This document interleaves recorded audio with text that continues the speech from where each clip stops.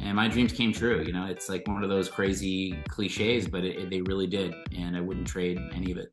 I don't want another pretty face. I don't want just anyone to hold. I don't want my love to go to waste. I want you and your beautiful soul. Well, I think just a maturity of some kind, both in my personal life, but also musically. I think what's makes this album stand out is the fact that it's been completely or recorded, live for the first time in many years. He did everything live in the studio with a full rhythm section and live horns, and just kind of bringing music back to its roots for me. Yeah, I think I'm just hoping people see that sort of, the development musically, I think, more than anything.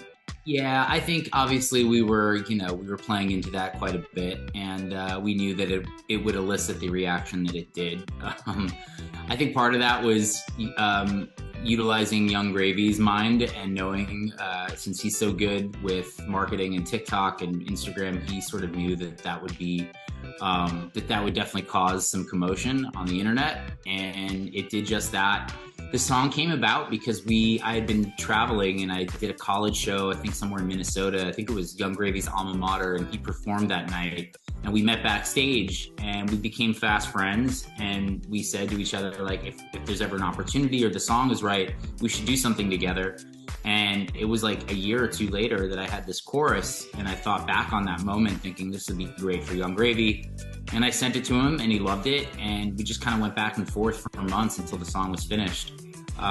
So it was a lot of fun working with him, but it was even more fun rolling out all of the marketing and doing the photo shoots and all that stuff with him, because he's just kind of a genius, a boy genius when it comes to that stuff. So I think that's like the path that we're traveling down at this moment, to be clear, we're not pregnant. So that photo was actually one of my very close friends' wives, or wives that we used for the photo shoot. But yeah, it's something we've discussed, and I think that's sort of like the broad plan. I think the general idea of having to keep something alive is very scary to me. We've done a pretty good job with our dog, but it's, I think it pales in comparison to the responsibility of taking care of a human child. But, I think I look at a lot of my close friends now that have kids, and there's so many like special moments that they have. And I think eventually that's something I definitely want and, want to have. But yeah, I think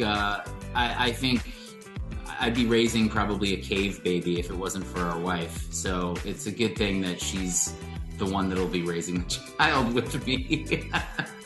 Oh man, it depends. Like right now, it's just been, music overload and press overload and getting ready for my tour. Obviously, I'm touring April 12th. My tour kicks off around the US, so I'm putting my set list together. But on a time where I'm not working on music or I'm just kind of home, I have a pretty relaxed and cushy, vibe. I take my dog out on daily walks. I try to do stuff that I like to do. I love to hike. Big outdoor person, so I like going hiking. So I try to do that daily outdoor exercise of some kind. I love to cook, so I'm constantly on like YouTube looking up new recipes and trying to come up with new things to cook for my wife and I.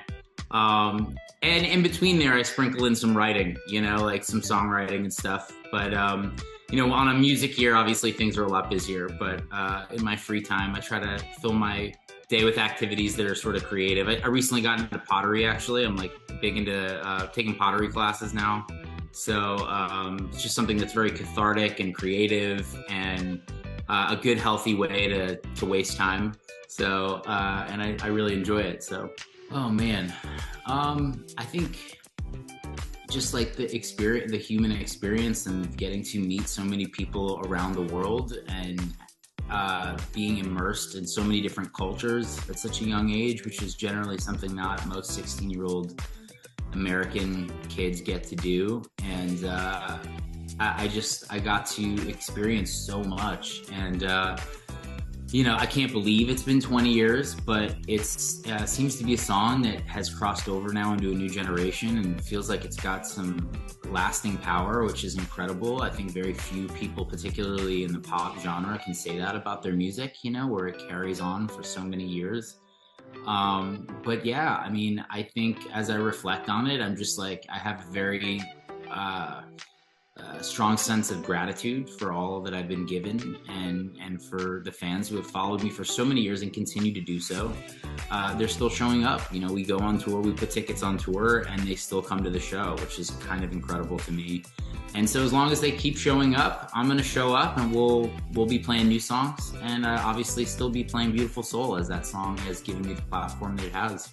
I think there was a time where I kind of where I was getting bored with it, but it's kind of come full circle. Like it's been so long now that I've come to terms with the fact that that song has a special place in American pop culture, and even overseas, but particularly in America, and is sort of a staple in a lot of people's lives. And, you know, I think knowing that, it's more special now than ever before.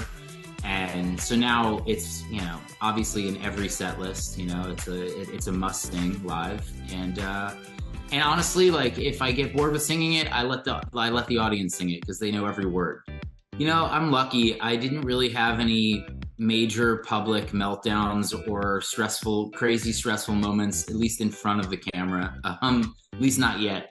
I've been able to maintain a relatively sane and normal life, considering all that's been going on and has gone on, particularly at that age. But I attributed that and credit that to just great family and friends, and just a solid foundation of people that I had around me at that time. And of course, there's things that, you know, I went through that I think any normal teenager would go through, but just in a public way. And, you know, that is what it is. But I don't think I have any regrets. I mean, I look back on everything as a huge learning experience, and something, you know, things that I'll cherish for the rest of my years. So yeah, I mean, there were definitely things like, you know, though, that I will say, like missing school dances and going through, you know, pubescent acne, you know, having acne on my face at a time where I'm supposed to do the Tonight Show.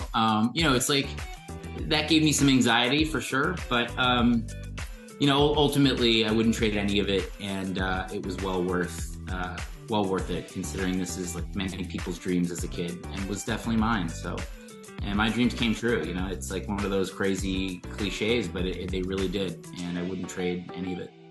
I would say probably just enjoy it more, and just don't stress out, and have less anxiety in general. I think if I was a 16-year-old now in today's world, to be honest with you, I don't know what that would be like. I think the anxiety would be even more through the roof, with the pressures of social media and everything going on. But I would say that to just like enjoy the ride, and know that everything's going to be okay, and that like one day you're going to have, you know, you're going to feel super settled later on. So don't worry so much, I guess, is what I would tell my younger self. You know, I guess that I'm still making pop music, and that to me it's better than ever. And it's, you know, some of the stuff that I'm creating now is as good as I've ever written as a writer. And I'd love them to just take a shot by coming to a show. I'm touring this summer, and I think that it's one of the most fun concerts, if I do say so myself. I put so much work and effort into making the live show what it is. And the set list is very up-tempo, very fun. I jam-packed so many songs into a short amount of time. And I don't know, I think I'd like them to know that if they really love live pop music, that they should come to the show.